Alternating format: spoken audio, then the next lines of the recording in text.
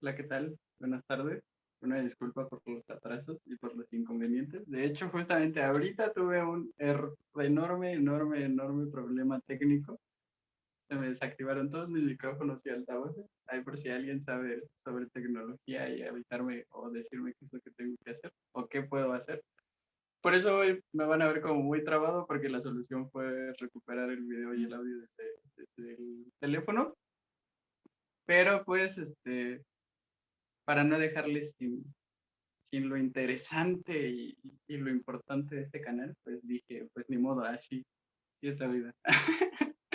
Pero bueno, el artículo que decidí platicarles esta semana es pues relacionado a unos materiales que realmente diría pocas personas conocen, pero pues tal vez en investigaciones son cada vez como que un poco más llamativos a la hora de trabajar con ellos.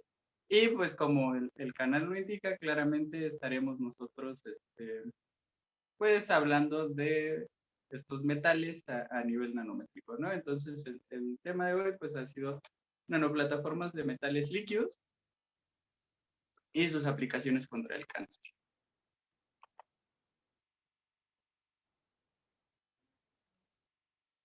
Entonces, lo que vamos a ver es justamente, perdón, bueno, los problemas técnicos son demasiados el día de hoy. Pues bienvenidas, bienvenidos, y si tenemos comunidad no binaria, pues bienvenidos todos. Les recuerdo que el objetivo de este canal es meramente hacerme o sea, obligarme a leer algunos artículos que tenía descargados por interés desde hace mucho tiempo y pues restaurarme este interés por la investigación que realmente es lo que me gusta, ¿no? El nivel al que vamos orientados todavía no lo defino, pero yo creo o espero pensar que es para todas estas personas que están estudiando y que pretenden o quieren enfocarse en estas áreas, ¿no? Por eso estos temas como que han sido medio llamativos, por así decirlo, no tan técnicos, sino un poco más platicados y quién sabe cómo vayan haciéndolo, ¿no? Pero bueno, a todo esto, algo que surge con el nombre de la plática o la primera pregunta sería ¿qué es un metal líquido, no? O sea, todos conocemos metales líquidos cuando les pones una temperatura demasiado alta, ¿no? Que al final de cuentas, pues estos sólidos, metálicos, brillosos que conocemos, pues se vuelven incluso al rojo vivo, por así decirlo, y se vuelven líquidos. O sea, realmente eso es lo que uno pensaría que es un metal líquido, ¿no? Pero realmente nosotros tenemos una interacción peligrosa, que tal vez no debería de ser, pero con metales líquidos. Son líquidos claramente por sus propiedades químicas de interacción entre los átomos y una de las características obviamente es que necesitan una temperatura casi ambiente o por encimita de la temperatura ambiente para poder pasar de un estado sólido a un estado líquido. Hay uno que conocemos nosotros muy bien que no necesita cambios de temperatura, ¿no? A temperatura ambiente son completa y totalmente líquidos.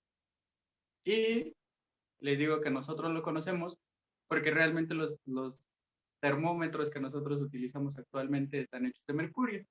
De mercurio es un metal líquido a temperatura ambiente y pues si ustedes, que espero que no, han roto un termómetro, pues se habrán dado cuenta de que pues, se forman estas pelotitas, ¿no? Estas gotitas duras o semiduras, ¿no? O sea que no se separa tan fácilmente de este metal. Pues no es un líquido plateado realmente, ¿no? O sea, es un metal líquido, el mercurio. Les digo que no porque realmente el mercurio es demasiado tóxico y generaría muchísimos problemas con la salud. Que de hecho sé de fuentes cercanas que de chiquitos jugaban las personas con el mercurio, ¿no? Es una cosa que no deberíamos hacer, este, pero pues sucedía, ¿no? Ahora, pues en aplicaciones biológicas, uno pensaría, pues si ese metal líquido que nosotros conocemos es tan peligroso, tan citotóxico, ¿qué es lo que va a pasar? Pues bueno, no trabajaremos directamente con uno de ellos, el más conocido que es el mercurio, sino con el que se trabaja generalmente es con otro metal que es prácticamente líquido a temperatura ambiente, que es el galio. Realmente por eso les digo que es como que muy poco conocido, pero en investigación no tanto. ¿Por qué? Porque incluso algunos termómetros que ya se están realizando, que tienen esta misma tecnología de tener un metal líquido adentro de ellos, están utilizando galio, justamente porque pues, las propiedades pueden verse como las mismas y es un poco más estable a temperaturas relativamente pues, ambientales, a nivel pues no sé, unos 10 grados, una cosa así. Pero pues cuando uno lo toca o lo maneja o lo trabaja, pues rápidamente pasa a estado líquido, ¿no? O sea, no necesita muchísimo de cambio de temperatura como para pasar al estado líquido. Y curiosamente, el galio tiene una biocompatibilidad alta. Este, entonces, pues podemos trabajar con él, ¿no? Entonces, el artículo del que vamos a hablar hoy es justamente nanofibras de galio para tratar el cáncer, ¿no? Principalmente. Las características de estos metales a nivel nanométrico son muy interesantes porque incluso a diferente cambio de temperatura o a diferente cambio de energía que uno le ponga a estas nanoestructuras, como les digo que estos metales, su interacción entre átomos, pues es curiosa, por así decirlo, podemos incluso cambiar la morfología de las nanopartículas, ¿no? Y este cambio puede ser temporal dependiendo de la energía o de la temperatura que le pongamos al sistema. En este caso, pues a los sistemas biológicos, ¿no? Entonces, aquí es importante que la radiación que se está utilizando en este artículo es infrarrojo cercano, que realmente es una radiación con poca energía, por así decirlo, y que no daña directamente a los seres vivos, ¿no? Y como les he dicho, pues una cosa que tenemos que hacer cuando nosotros tratamos de entender o de explicar un artículo es ver de dónde viene. Ya les he dicho que las ventajas pueden ser muchas y pues entre una de ellas puede ser ver hacia dónde nos vamos si vamos a hacer un posgrado o una estancia internacional, ¿no? En este caso es un artículo de la revista Nanoescala, de la sociedad, de la Real Sociedad de Química, y pues es relativamente antiguo, es de 2019. Y en esta ocasión, este artículo es de personas que están en China. ¿En dónde? Pues en el Instituto de Física y de Química de la Academia de Ciencias de China y en la Escuela de Medicina de la Universidad de Tsinghua. Después seguro que voy a tener clases de fonética de lugares, porque eso los pronuncio muy mal. Pero pues estos son los edificios principales del instituto y de la Escuela de Medicina y justamente en Beijing, ambas. Entonces realmente es una colaboración pues relativamente cercana, como en otros artículos hemos visto que hay como que en otros países y todo, ¿no? Esto es como un estudio un poco más local. Pero bueno, ¿no? ¿Qué se ha hecho con el galio? Referente a cáncer también. Bueno, aquí no voy a explicar lo que es el cáncer, más que, bueno, tal vez sí. Cabe mencionar que pues el cáncer es este crecimiento descontrolado de las células, de nuestras propias células, que tienen algún tipo de mutación por daño o por lo que fuera que les llevó a esto, ¿no? Estas mutaciones suelen ser en dos sistemas. En uno, que es el que hace que la célula se divida, y en el otro, el que hace que la célula no se divida.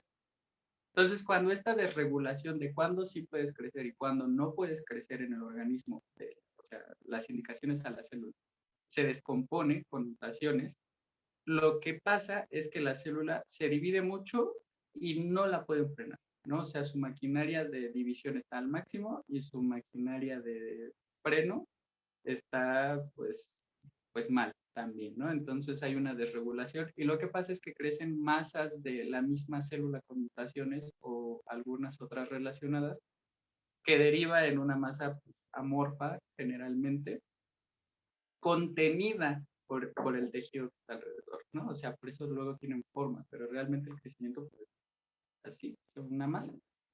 Solo que el tejido aledaño es el que contiene al tumor generalmente. Hasta que hay metástasis y pues en metástasis lo que pasa es que estas células se escapan del tumor principal y se van a otra parte del organismo.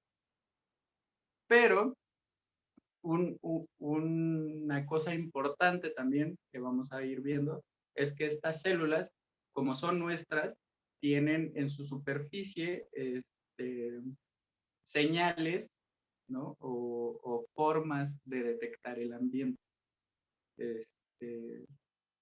Proteínas, lípidos, azúcares, pero que sensan afuera de la capa de la célula, tumoral o no. Y pues eso sería, ¿no? Entonces, ¿en qué se han utilizado? Bueno, se han utilizado para transportar drogas, en el caso de osteosarcomas o cánceres de hueso, y disminuir justamente el tamaño de la célula, bueno, del tumor en general, ¿no? Se han utilizado como plataformas de apoyo a las radioterapias. Esto es, o sea, con materiales bueno, sí, isótopos radioactivos o con radiaciones puestas en los tumores, ¿no? Y se han hecho evaluaciones de la muerte de las células en el tumor. También se ha logrado hacer pues, su detección o su seguimiento a través de la sangre y su activación por láser. Esto vamos a ver que es muy interesante en estas partículas porque por sus propiedades líquidas del metal, y pues como es un metal, si nosotros le damos una radiación importante, el metal puede cambiar incluso de forma, ¿no? O tener algún comportamiento distinto al que sin esta radiación ocurre. Con el fin claramente de matar a las células que son parte del tumor. Esto es lo complicado, por así decirlo, en una terapia de cáncer o contra cáncer, porque lo que nos importa es matar a las células del tumor sin matar a las células de la persona. Como son células nuestras transformadas, es realmente complicado encontrar esta señal única de cada tumor. Y cada tumor es muy diferente entre cada individuo, ¿no? Si hay generalidades o nombres dependiendo del tejido del que surgen, todas las personas somos diferentes. Entonces, esas diferencias pueden ser potenciales para que un cáncer sea más agresivo o no de una persona, pues que se les generó en el mismo tejido, ¿no? Aunque hayan sido las mismas células. O sea, es lo que diferencia al cáncer, pero pues se les nombra justamente por en qué tejido está el tumor. Entonces, cuando el tumor pues también está en el cerebro, pues es un tumor cerebral, aunque haya muchísimas células que componen el cerebro y que cada una potencialmente puede generar cáncer. Entonces, pues también se ha hecho estos tratamientos de estos metales líquidos en vesículas como para tratar el tumor cerebral, porque el cerebro tiene más capas de protección que algunos de los tejidos que nosotros conocemos, ¿no? Y centrándonos en este artículo, pues justamente es la radiación de infrarrojo cercano para generar cambios de comportamiento del metal líquido y pues a través también de especies reactivas de oxígeno activar algunas vías de señalización de muerte, ¿no? Es un esquema realmente bonito porque incluso nos pone en evidencia el cambio de nanoesferas a nanofibras, como arrocitos, ¿no? O sea, así, de galio, o sea, de una estructura a otra, como con energía. Esta energía es el infrarrojo cercano y si comparamos una u otra, lo que se ha visto, ¿no? A través de este artículo que después iremos viendo, es de que mata a las células, ¿no? Y en este esquema se ve que la vía por la que aparentemente está sucediendo eso es de que cuando son esferas, unas cosas que nosotros conocemos como lisosomas las encapsulan. Y al encapsularlas, tratan de degradarlas con toda la maquinaria celular. Pero cuando les ponemos radiación, este encapsulamiento no puede con la estructura como de arrocito de las partículas, ¿no? Entonces, estas logran penetrar la membrana celular y se escapan a la célula. Esto también libera todas las enzimas al citoplasma y potencialmente las células del tumor mueren. Claro, y ustedes me van a decir, sí, pero pues eso cómo sabemos que mata específicamente a las células tumorales. Y para eso se hacen varios juegos o trucos con las nanopartículas que se presentan aquí, ¿no? Lo que ellos hacen es hacer una mezcla de nanoplataformas o nanomateriales mixtos, en donde lo que tienen es una estructura primaria del metal líquido, o sea, una esfera o una forma, y luego lo que hacen es ponerle, pues, como decoraciones alrededor del metal, ¿no? Estas decoraciones en este artículo son tiol polietilenglicol y tiolato HA, que son principalmente estas moléculas que estarían como en la superficie del metal diciendo hola, ¿no? Así como de, hey, aquí estamos. ¿Para qué? Bueno, estas estructuras lo que hacen es tener cierta afinidad, si no es que muy alta, el tiolato HA, sobre unos receptores celulares, que son los CD44. Estos CD44 están encargados principalmente de censar si hay otras células alrededor y de ver por dónde la célula se puede mover si es que es necesario que se mueva. O sea, que técnicamente serían las de adhesión, o sea, propiedades de adhesión de la célula y de movilidad de la célula. Esto es importantísimo porque en metástasis una célula lo que hace es separarse de las demás y migrar, o sea, moverse.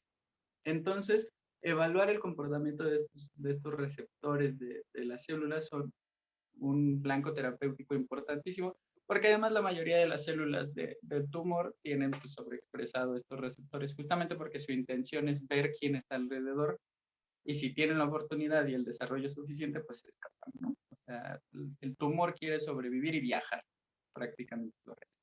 Entonces, a través de sonicación, que es un proceso con ultrasonido, o sea, realmente ponen como ustedes sus reactores, ya sean frasquitos de vidrio o reactores un poco más fuertes, en líquido, y lo que hacen es pasar ultrasonidos, o sea, vibrar la muestra con ultrasonidos, y es la sonicación, y eso es lo que permite que el líquido adhiera estas partículas que nosotros le estamos poniendo, ¿no? Y utilizan un ácido que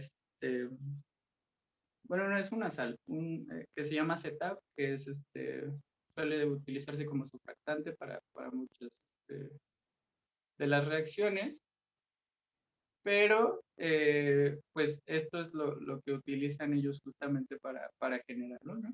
Y a través de sus fórmulas hacen 3 evaluaciones, una que va a ser con galio y únicamente el tiol polietilenglicol, que les va a dar una estructura esférica con estas, así se ve como una piñatita, ¿no?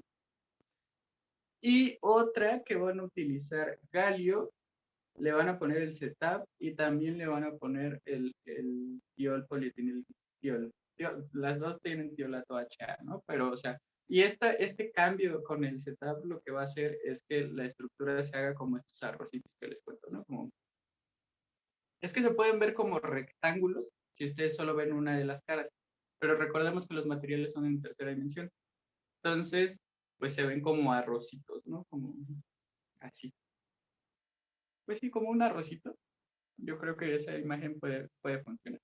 y pues también tiene estas partículas alrededor del nanomaterial de metálico. Entonces lo que hacen después es una evaluación in vivo. In vivo significa con modelos animales, y una evaluación in vitro, que es en una placa Petri y un cultivo celular. Siempre pongo en esa diapositiva muchos pasos, pero pues es que las metodologías siempre son muchísimos pasos, y siempre he sugerido que si no entienden algo de la metodología, mejor ni avancen con el artículo, mejor céntrense en entender las partes de las metodologías, porque no son tan fáciles, ¿no? Y lo que hacen primero, pues es una prueba de dispersabilidad del material, ver cómo está en lo que ellos utilizan es solución salina con fosfatos y con suero fetal bovino para el cultivo celular, para que si ustedes le pusieran agua nada más o le pusieran algún alcohol o algún solvente orgánico, pues seguramente matan a la célula directamente, ¿no? Por presiones osmóticas o por fijarla con alcoholes, ¿no? Entonces lo que se hace es una solución salina controlada fisiológica con estos reguladores de osmóticos y de crecimiento celular para que no se afecte, ¿no? Entonces, por eso les digo que la primera, pues S es esférica, R es de arrocito, y el tercer material que ellos evalúan es una aleación entre dos metales, que es el indio con el galio. Y esos tres materiales son los que van a estar evaluando. Hacen una absorbancia por UV visible y también con infrarrojo cercano. Este es un equipo que tiene las tres lecturas. Y lo que vemos aquí pues, es una curva del plasmón. Y pues esto nada más es como para caracterizar los materiales. No sé si recuerdan, pero yo les dije que cuando un artículo, o sea, como que hay dos tipos de artículos. Uno que son muy fuertes en materiales y otros que son muy fuertes en aplicaciones biológicas.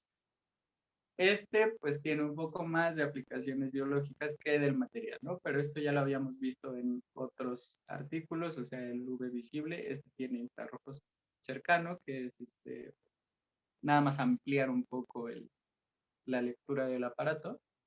Y pues también lo que vemos es el tamaño de las partículas que que ellos están obteniendo. Y vemos que las esféricas son relativamente las más grandes, ¿no? Que también el cambio no es tanto. Y pues recuerden que en estos picos de tamaño, lo que queremos es que sea literal un pico así pronunciado, pronunciado, pronunciado, porque eso nos dice que tenemos poca variabilidad en tamaños. Entonces aquí lo que hacen son dos micrografías. Estas micrografías son electrónicas y lo que hacen justamente es un momento.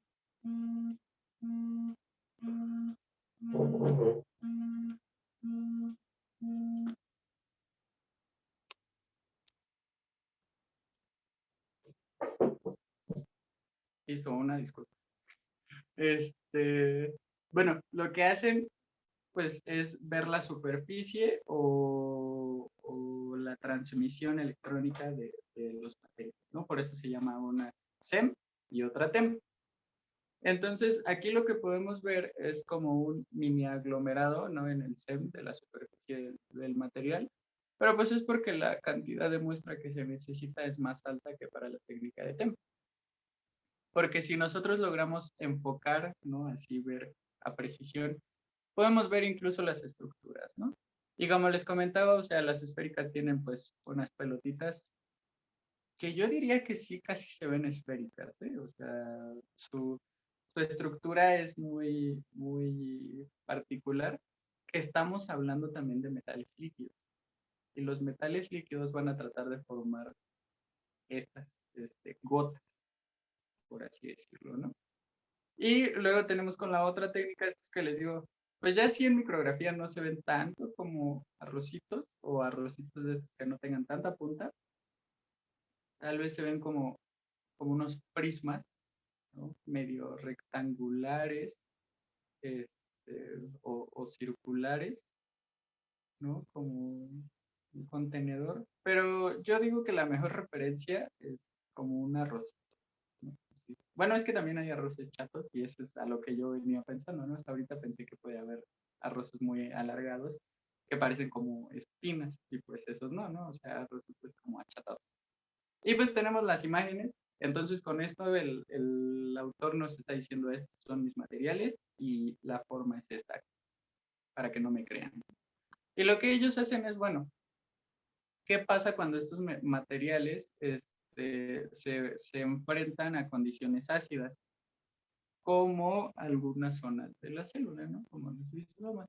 Y vemos que a pH relativamente ácidos, medio agresivos, lo que tenemos es una degradación de los materiales, de todos ellos. ¿Esto para qué? Pues para los tratamientos que siguen y continúan, ¿no? Lo que hacen ellos es, como les decía, o sea, utilizar el setup, las aleaciones de indio y galio, y lo del polietilenglicol tiol, y que es prácticamente con lo que sintetizan.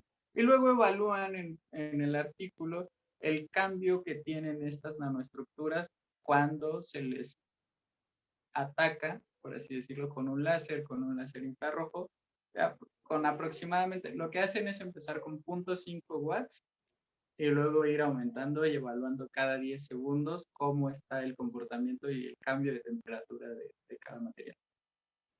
¿Qué pasa? Que este metal nanoestructurado se calienta y se calienta bastante. O sea, el cambio de temperatura con los pulsos láser son relativamente fuertes. ¿Para qué podríamos hacer eso? Bueno, pues imagínense que tienen un tumor y lo que hacen es tratar de quemarlo con un láser de relativamente baja potencia, ¿no? Aunque de todos modos daña un poco a la célula, este, no es tan severo como si fuera ultravioleta o algo así, ¿no? Entonces, sabemos que el infrarrojo calienta porque es la energía que normalmente utilizamos y asociamos al calor. Entonces, pues si lo tenemos mucho tiempo, podríamos sentir como caliente, luego podríamos sentir así como que nos irrita y tal vez que nos quema un poquito, ¿no? Pero ¿qué pasa si hacemos que se caliente de más? Entonces tal vez podríamos quemar el tumor, literal, quemarlo. Y si logramos hacer que estas nanoestructuras únicamente se unan a las células del tumor y a las demás no, entonces con esta radiación podríamos hacer que se queme únicamente el tumor. O sea, desde ese concepto ellos hacen la idea, ¿no? Y justamente es lo que hacen, lo que pretenden hacer. Que un individuo que tenga un tumor consuma o se le suministre estos, bueno, que se le suministre, no consuma, porque no, pero que se le inyecte, por ejemplo, vía intravenosa, y con con este tiolato HA, lo que haga la nanoestructura es unirse a estos receptores CD44, que como les decía están muy presentes en células tumorales. Entonces, pues así lograr que esas células se mueran y las sanas no. Entonces, ¿qué nos va a importar? Segurísimo que se mueran las células del cáncer, ¿no? Ese es nuestro objetivo principal. Entonces ellos lo que evalúan justamente es el porcentaje de la viabilidad o la supervivencia de las células, ¿no? En este caso, como son transformadas malignas, lo que queremos es que se mueran. Pero lo evalúan con los tres materiales, el esférico, el que parece arrocito y la aleación de indio y galio. Y pues aquí la evaluación es en cajas PET, ¿no? Y in vitro, como les decía. Entonces lo que ponen son células de cáncer de mama en cultivo, los exponen a estos nanomateriales y lo que hacen es evaluar la toxicidad sin el láser, o sea, sin los pulsos de infrarrojo cercano y con el láser. Cuando pasa esto, tenemos unas gráficas bien bonitas porque no hay diferencia significativa entre la exposición al material. O sea, si ustedes le ponen el material a 400 miligramos por litro, no hay diferencia significativa a que no le hubieran puesto nada. Esto habla de la biocompatibilidad del material. Cuando nosotros le ponemos el láser a las células sin el material, tampoco se mueren. Es bien importante. El láser no mata significativamente a las células. ¿Qué pasa cuando tenemos el material con el láser?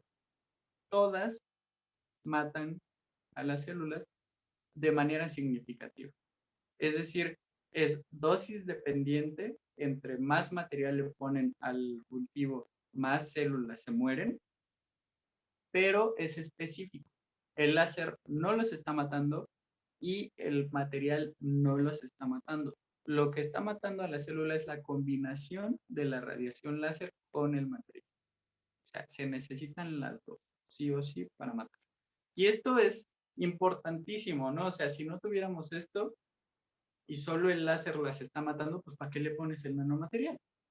O si el nanomaterial las está matando, no lo uses porque lo que quieres es hacer administrarlo al organismo, ¿no? Entonces, pues, te va a matar a todas las células por las que pase. Entonces, como aquí es biocompatible y el láser no mata, es una técnica relativamente segura. Y aquí nos ponen las imágenes, ¿no? Muy bonitas, de unas micrografías, en donde lo que se muestra en la parte de abajo es el láser con el nanomaterial y estas células pintadas de naranja estarían evidenciando la entrada de un colorante que las células vivas no dejan entrar. Entonces, así estaríamos viendo gráficamente que las células están muertas. Que se ven muy bonitas estas micrografías, yo soy fan. Pero hay una técnica importante que es la citometría de flujo. La citometría de flujo es hacer pasar por un capilar bien pequeño una célula por una célula, una célula por una célula, una célula por una célula. Y este conteo lo que permite justamente es que el sistema, que es la célula, pueda ser contado únicamente por esa célula. Y es bien interesante. A mí me gusta también muchísimo la técnica de citometría de flujo.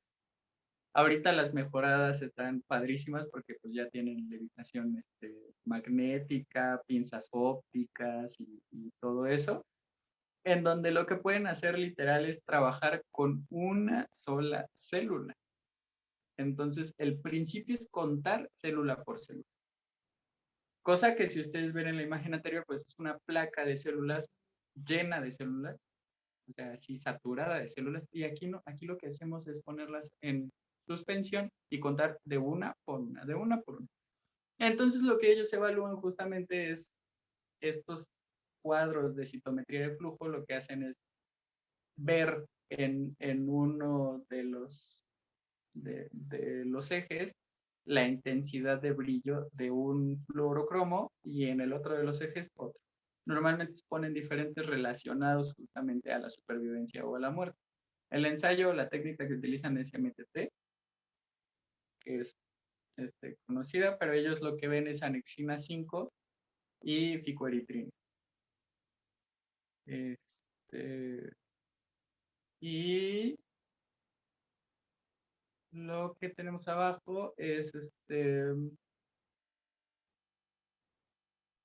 se me fue su nombre, pero es otro un fluorocromo que lo que hace es que entra justamente cuando la célula se muere. Entonces, lo que estaríamos viendo aquí es la distribución de cuántas células hay y de cuánto de este colorante de las muertas pasó. Y lo que nos interesa ver es justamente la diferencia entre Q2 y Q3 entre las células tratadas con los nanomateriales de estos metales líquidos, que son esféricos o arrocitos o la aleación, Y aquí encuentran que, les digo, en el Q2 están como las muertas, que sí hay células, bastantes células muertas en el tratamiento de nanomaterial con láser. Esto, insisto, nos importa y nos interesa, pero es un preámbulo para que ya sabemos que mata, ya sabemos que la combinación es la que mata y ya sabemos que las células no se están arrestando, no se están deteniendo, no están, o sea, se están muriendo y potencialmente por apoptosis, ¿no? Por estas lecturas de anexina D, bueno, anexina 5, picoeritrina y no me acuerdo yo, no. Pero pues no lo hacen visual, ¿no? O sea, lo que nos enseñan justamente es qué pasa a través del tiempo este, con esto, ¿no? Con el láser. Entonces, en la parte de arriba, pues son células que no fueron apuntadas con el láser y después nos vamos acercando más a las zonas en donde sí fueron atacadas con el láser y lo que vemos claramente es que las células están muriendo por la radiación del láser directamente. Y lo que hace justamente es evaluar este receptor que les digo que es el de movilidad, que es el CD444, digo CD44, que también lo leen por citometría de Fox. Pasa una de las células y aquí hacen conteo, imagínense, hacen un conteo para el control de 81.361 células, pero estas las contó de una por una. Entonces, la citometría de flujo, no sé si porque tuve una profesora muy buena o qué pasó, pero a mí me encanta esta técnica para evaluar células. Siempre me ha gustado. Aunque hay otras y que pueden ser mejores, a mí me gusta muchísimo la citometría y la microscopía confocal. Que este artículo, pues las microscopías son confocales y tiene citometría, ¿no? Entonces,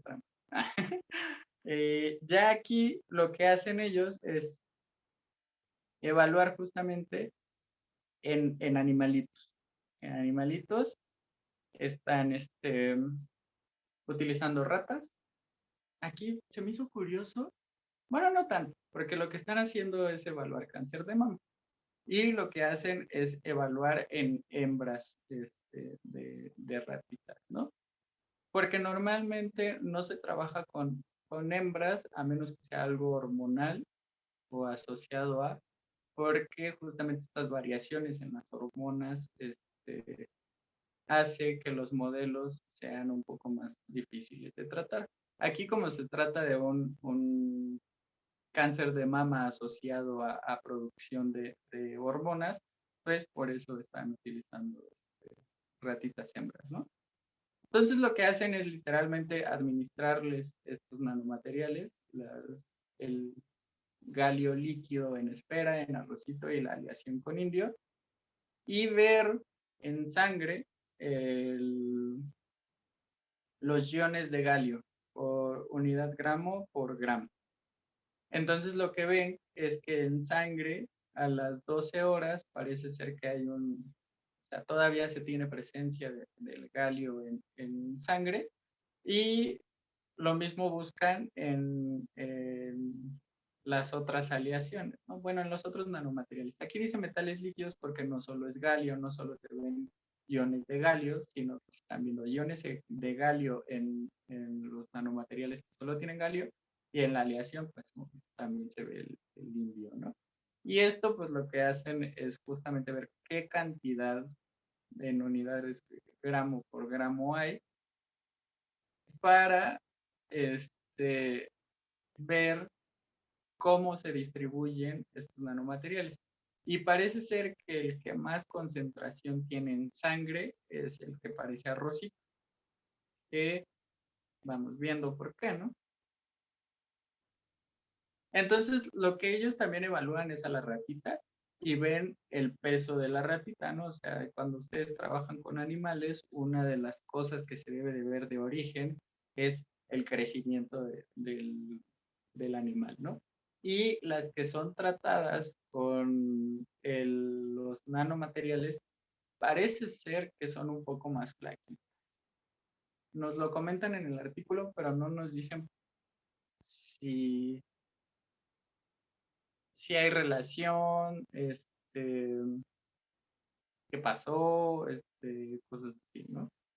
Pero, pues, aparentemente no es significativo, aunque visualmente en las gráficas, pues sí.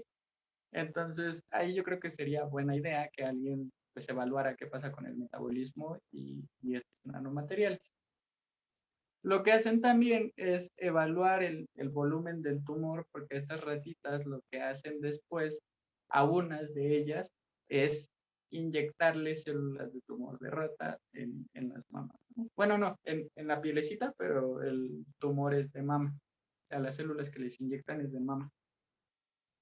Y los dejan para ver cómo se desarrolla el tumor, de qué tamaño termina ese tumor después de 12 días. Y después de 12 días, en el control y en el que solo se le pone como el láser a la zona donde está el tumor, crece bastante, ¿no? O sea, el volumen del tumor es relativamente alto comparado a los nanomateriales con el láser. O sea, es decir, les ponen el tumor, luego les inyectan en esa misma zona los nanomateriales y les ponen los pulsos láseres a 2 watts. Y lo que se ve es que la diferencia sí es significativa. O sea, el tamaño, así origen visualmente uno ya puede ver, el tamaño es menor. Se ponen las mismas, el mismo número de células, el mismo tratamiento. Entonces, este cambio de tamaño podría estar relacionado al efecto que tienen los nanomateriales y el láser en las células tumorosas, nada más, ¿no? Pero la pérdida de peso a mí me llama un poco de atención.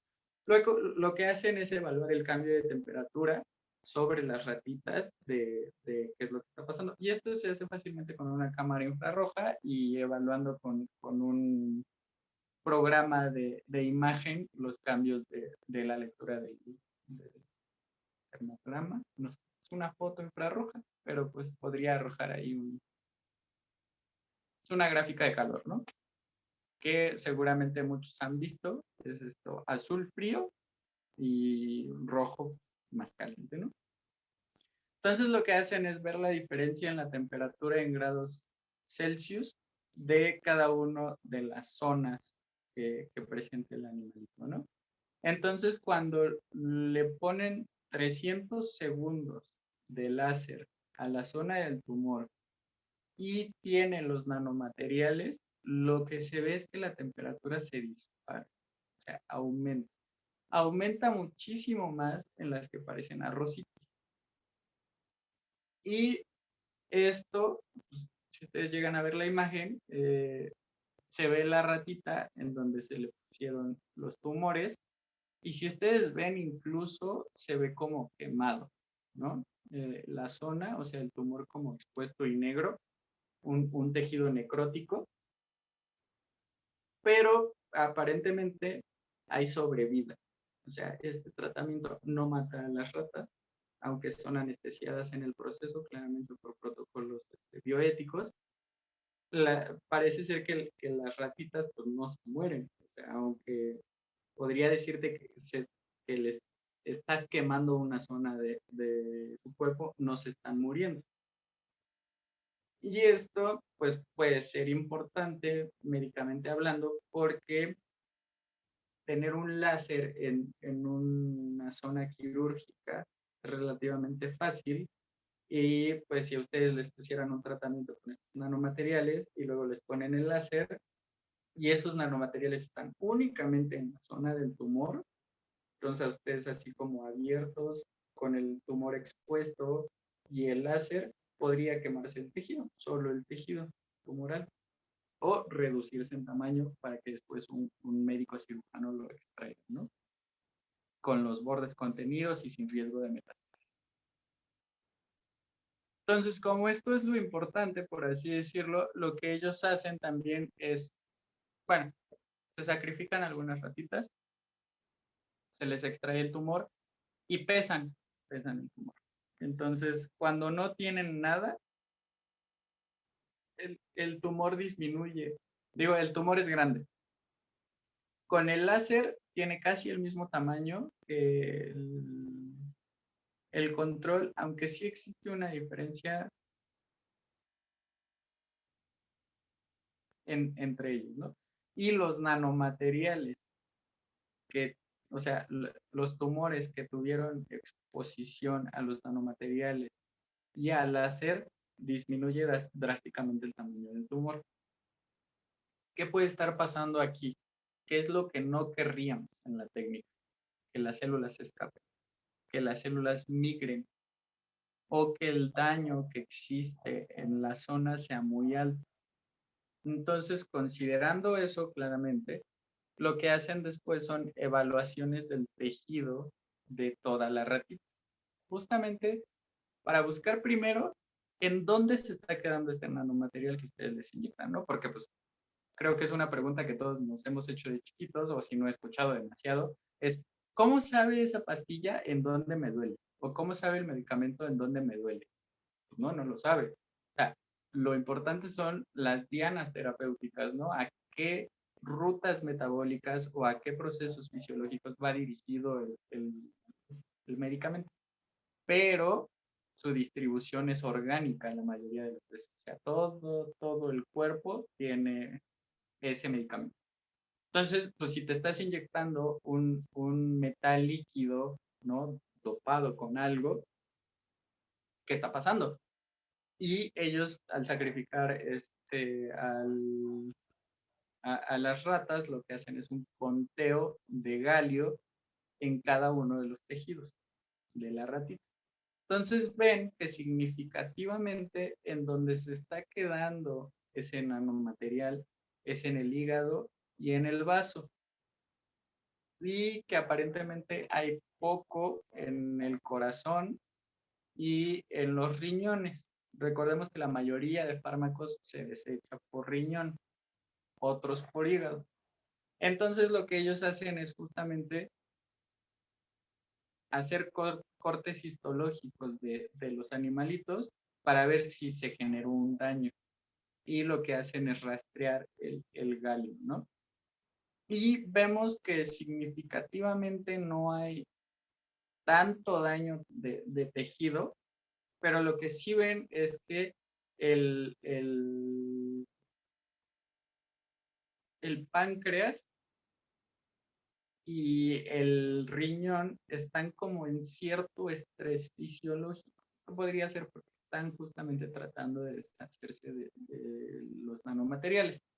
En estas micrografías con eosina, hematoxilina y eosina, que es una tensión histológica, podemos ver las células y el tejido en general. Entonces, este estrés fisiológico podría estar relacionado, pero ellos no encuentran como un daño patológico, ¿no? Visual, así como muy claro, ¿no?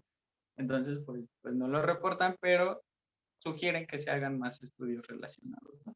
Entonces, aquí en conclusiones, pues yo les podría decir que esto ya es un poco más complicado porque se utilizan modelos biológicos. Los modelos biológicos son más sensibles a todas las interacciones que tenemos con ellos, pero pues esto es un paso previo, por así decirlo, en la mayoría de los casos y más con la metodología actual para su tratamiento o su aplicación en humanos. Porque pues es ilegal tener una idea y decirle al humano, órale, va, ¿no? Sin tener ciertos experimentos previos, que si ustedes ven, los fueron haciendo, ¿no? O sea, como que paso a paso el investigador te debe de contar la historia de que su nanomaterial funciona y que solo funciona para lo que dice que funciona y que no mata más allá de lo que debería. Entonces, con estas consideraciones, cosas súper raras como metales líquidos se pueden estar utilizando en nanomateriales. Este es como una aplicación muy puntual en donde lo que nos interesa del metal es el cambio de la temperatura, pero también lo que se evidenció es que de esféricas pueden pasar a formar estos arrocitos. O sea, no solo con la forma de síntesis, sino con la aplicación de la radiación. Y esto es bien interesante porque lograr que un nanomaterial cambie su forma o su comportamiento ya cuando está situado en una zona y que ese cambio nosotros lo podamos controlar, en este caso como con láseres que no dañan realmente al organismo, es súper, súper importante, ¿no? Y interesa porque pues estos cambios los puedes asociar a liberación de fármacos, a radioterapias, a infinidad de cosas, ¿no? En donde lo que quieres es pasar de una estructura a otra con el mismo material y lo único que utilizas es un cambio de voltaje, un cambio de energía, un cambio de radiación, un cambio de temperatura y estos cambios sean el switch entre una forma y otra del material. Entonces, pues para que vieran que hay metales líquidos, que podemos trabajar con ellos como si fueran gotitas a nivel nanométrico también. Hay otras aplicaciones en ciencias de la computación, de metales líquidos, también tienen interés y todo, pero pues en aplicaciones biológicas, el galio, que es un metal líquido, está tomando bastante fuerza. Entonces, por eso les decía, tal vez nosotros no lo conocemos, pero la ciencia sí que está tratando de ver qué está con ellos, ¿no? Pues eso yo creo que de mi parte sería todo esta vez. Una disculpa por los atrasos, por la vacuna de la semana pasada que no hubo transmisión y pues por las fallas técnicas, ¿no? Porque pues, seguramente voy a salir trabadísimo en este video, pero pues nos estamos viendo para la próxima. Y muchas gracias.